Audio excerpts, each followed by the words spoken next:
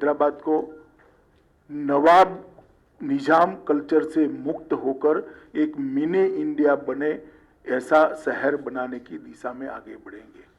निजाम culture को त्याग कर एक आधुनिक शहर बने, इस प्रकार का हम हैदराबाद को बनाएंगे।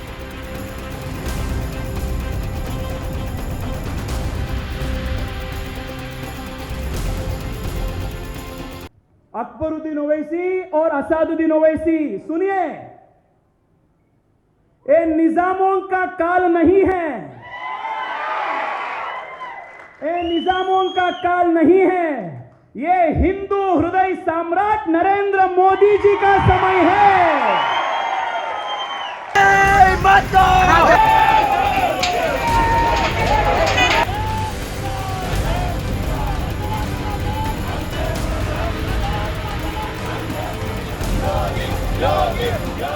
किसी शहर के निगम चुनाव में इतनी गर्मागर्मी आपने कब देखी थी? किसी नगर निगम चुनाव में हाई प्रोफाइल नेताओं की रैली और रोड शो आपने कब देखे थे?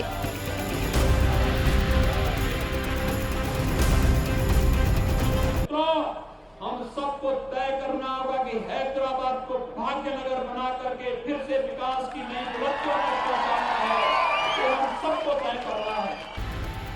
ग्रेटर हैदराबाद नगर निगम चुनाव में जब गृह मंत्री अमित शाह यूपी के सीएम योगी आदित्यनाथ जैसे हैवीवेट प्रचार करने के लिए उतरे, तो ये बड़ा सवाल उभर कर सामने आया कि आखिरकार हैदराबाद में बीजेपी का क्या दांव पर लगा है। बीजेपी एक निकाय चुनाव को इतना अहम क्यों बना रही है? इसका जवाब छिपा है पंचायत से पार्लियामेंट तक अगले 50 साल तक राज करने के बीजेपी के विजन में। तो चुनावी सफलता एक 5 साल की, 10 साल की, 15 साल की नहीं चलेगी। जिस प्रकार से आजादी के बाद कांग्रेस को एक लंबे समय तक पार्लियामेंट से पंचायत से पार्लियामेंट तक 50 साल तक शासन करने का मौका मिला, भारतीय जनता पार्टी के कार्यकर्ताओं ने 50 साल तक पंचायत से लेकर पार्लियामेंट तक विजय ही विजय की कल्पना करनी चाहिए, इसके अलावा कुछ नहीं। पंचायत से पार्लियामेंट तक अपनी ताकत दिखाने के सपने को साकार करने का हैदराबाद एक अहम पड़ाव है।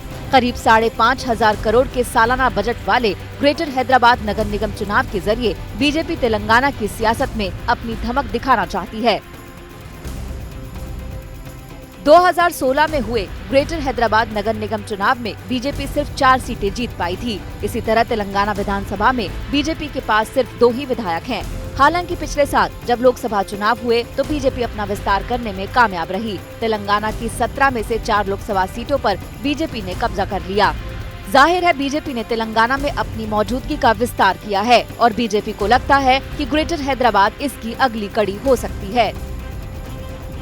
देखिए, भारतीय जनता पार्टी एक ऐसी पार्टी है जो छोटे से लेकर बड़े इलेक्शन तक मजबूती के साथ जनता के जनादेश के लिए जनता के बीच जाती है।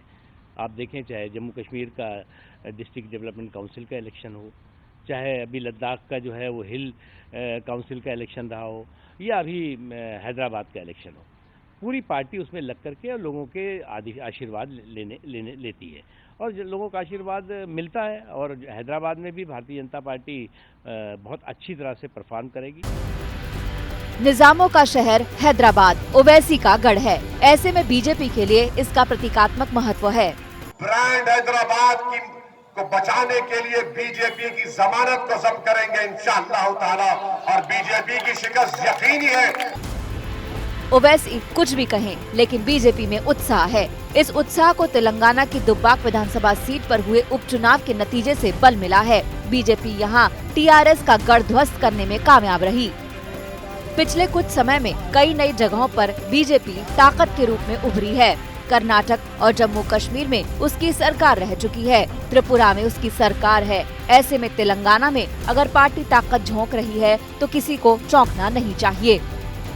आज तक ब्यूरो।